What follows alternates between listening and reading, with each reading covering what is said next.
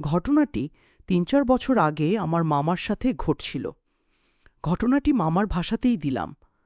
তখন রাত ১টা বাজে, দোকান বন্ধ করব। হঠাৎ মোবাইলে একটা কল এলো। দেখি বন্ধু শাহিন ফোন করেছে। ভাবলাম এত রাতে ওর ফোন, কাহিনী কি? ফোন ধরলাম। ধরেই একটা দুঃসংবাদ শুনতে হলো। ওর চাচা কিছুক্ষণ আগে মারা গেছেন। কাল সকালে তার জানাজা হবে। এখন মসজিদে মসজিদে গিয়ে হুজুরদের বলতে হবে তারা যেন ফজরের ওয়াক্তে মাইকিং করে দেন। আমি ওর সাথে যেতে পারবো কিনা জানতে চাইল। আমি এক কথায় রাজি হলাম। আধ ঘন্টার মধ্যে ওর বাসায় হাজির হলাম। তারপর দুজনে একসাথে বের হয়ে বিভিন্ন মসজিদে যেতে লাগলাম। তখন ৩টে কি ৩:৩০ বাজে। দুজনে এক মসজিদ থেকে বের হয়ে আরেকটি মসজিদের দিকে রওনা হলাম। যে মসজিদটিতে যাচ্ছিলাম তাতে যেতে হলে মাঝখানে একটি ডোমপাড়ার মধ্যে দিয়ে যেতে হয়। দুজনে ডোমপাড়ার মধ্যে দিয়ে যাচ্ছি। বন্ধুর মন খারাপ, তাই সে কোনো কথা বলছিল না। পাড়াটি অত্যন্ত নোংরা।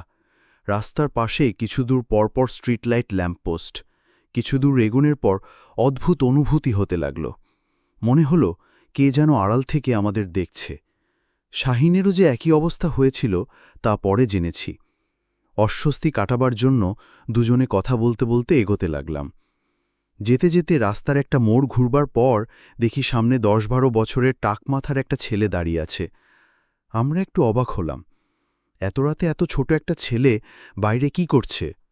আমরা এগিয়ে গেলাম। পিচ্চিপাকে বললাম, এই তোর বাড়ি কই? এত রাতে এখানে কি করস? পিচ্চিটা কিছু না বলে মাথা নিচু করে হাঁটা ধরল। এরপর সে যা করল তা এক কথায় অবিশ্বাস্য। সে রাস্তার পাশের ড্রেনের দিকে এগিয়ে গেল এবং আস্তে আস্তে ড্রেনের মধ্যে পুরোপুরি ঢুকে গেল। আমরা সাথে সাথে দৌড়ে ড্রেনের কাছে গিয়ে উঁকি দিলাম, কিন্তু পিচ্চিটার ছায়াও দেখলাম না। এত তাড়াতাড়ি চম্পট দেওয়া কোনো মানুষের পক্ষেই সম্ভব না। তার চেয়েও বড় কথা হলো, ড্রেনটা এত সরু যে কোনো ১০-১২ বছরের ছেলে সেটায় পুরোপুরি ঢুকতে পারবে না। রাস্তার পাশের স্ট্রিট লাইটের আলোয় ঘটনাটা চাক্ষুষ করলাম। কেমন যেন ধোঁকা লাগল। যাই হোক, ব্যাপারটা পাত্তা না দিয়ে চলতে লাগলাম। অদ্ভুত অনুভূতিটাও বহাল রইল। আরেকটু এগোনোর পর কী কারণে যেন একটা লাইট পোস্টের মাথার দিকে নজর গেল। যা দেখলাম তাতে দম বন্ধ হয়ে গেল। পোস্টের মাথায় ঝুলছে একটা লাশ, পিচ্চিটার লাশ।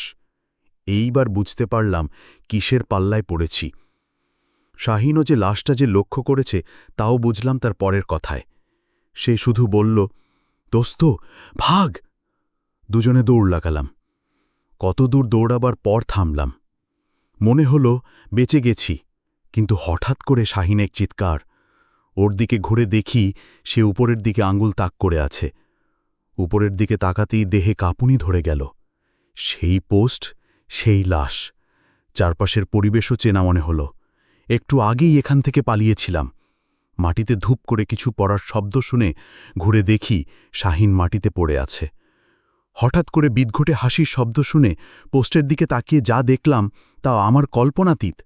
পোস্টের মাথায় কোনো লাশ নেই, ওইটার নিচে দাঁড়িয়ে অট্টহাসি হাসছে পিচ্চিটা। হঠাৎ করে সে হ্যাচকা টান দিয়ে নিজের মাথা ছিঁড়ে ফেলল।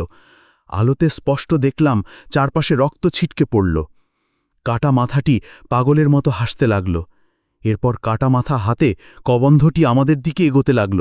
আমি আর সহ্য করতে পারলাম না। আল্লাহ আল্লাহ করতে করতে চেতনা হারিয়ে ফেললাম। পরদিন যখন হুঁশ হয় বুঝতে পারি আমরা একটা মসজিদে আছি। পরবর্তীতে জানতে পারি যে ফজরের ওয়াক্তে মসজিদে আসার পথে আমাদের পড়ে থাকতে দেখে মুসল্লিরা আমাদের মসজিদে নিয়ে এসেছে। এটা ছিল সেই মসজিদ যেটার উদ্দেশ্যে আমরা রওনা হয়েছিলাম। ইমাম সাহেবের কাছে আমরা সব কথা বললে তিনি বলেন ওটা ছিল খারাপ প্রকৃতির প্রেত, যা মানুষের পথ ভুলিয়ে দিয়ে এবং ভয় দেখিয়ে ক্ষতি করে থাকে। তিনি আমাদের রাতে বাইরে থাকতে নিষেধ করেন। তার কথা আজও মেনে চলি।